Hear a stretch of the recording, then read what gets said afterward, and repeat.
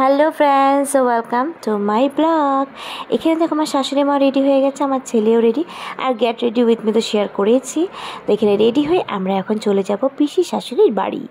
ওইখান থেকে আমরা গাড়িটা নিয়ে নেব, মানে আমার দেওয়ার গাড়ি চালাবে, আমাদেরকে বড় গাড়ি করে নিয়ে যাবে মেয়ের শ্বশুর বাড়ি। মানে আজকে হচ্ছে এঙ্গেজমেন্ট। কার এঙ্গেজমেন্ট একটু পরে দেখতে পারবে। এই যে এটা হচ্ছে আমার কাকা শ্বশুরের মেয়ে, তো ওর আজকে এঙ্গেজমেন্ট। তা আমরা প্রায় ছেলের বাড়ি পৌঁছে গেলাম। তো আজকে রেজিস্ট্রি হবে আর রিং সেরেমনি হবে, দুটো একসাথে হবে।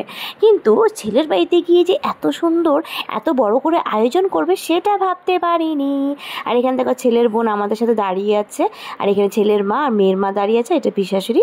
তো আমরা ক্লাবে, মানে ক্লাবের একদম ক্লাবের সাথেই বাড়ির সাথেই ক্লাবে এসে বসে একটু অরেঞ্জ জুস দিয়ে দিল।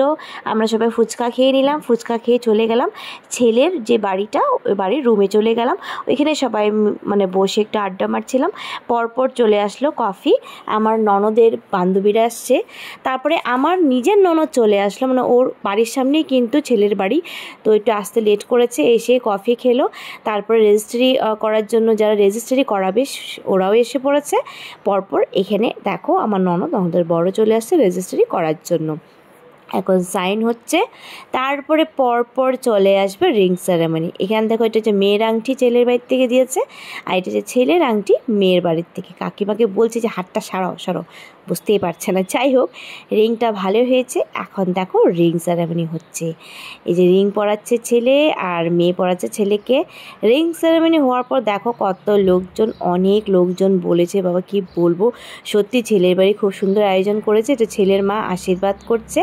পরপর সবাই কিন্তু আশীর্বাদ করলো। তারপরে পালা আমার আসলো, আমিও আশীর্বাদ করলাম। অ্যাকচুয়ালি জানো, আমি হচ্ছে বাড়ির বড় বউ, মানে বৌদি বলে কথা, একমাত্র বৌদি। তাই আমার ব্যাপারটা তো আলাদাই, তাই না? সত্যি আমার যে কত দায়িত্ব বেড়ে গেছে, মানে কি বলবো, সত্যি আমার এত মনটা খুশি যে আমি বড় বৌদি হিসাবে কত যে দায়িত্ব পালন করব, আমার খুব আনন্দ লাগছে।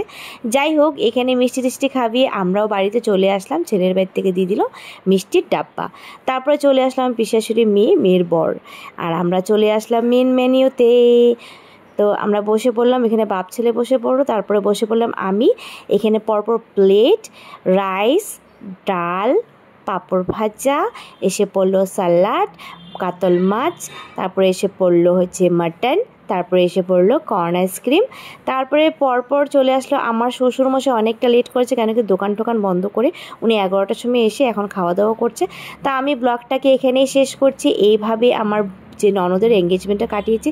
ভালো লাগলে লাইক শেয়ার কমেন্টস করে দিও। Bye bye.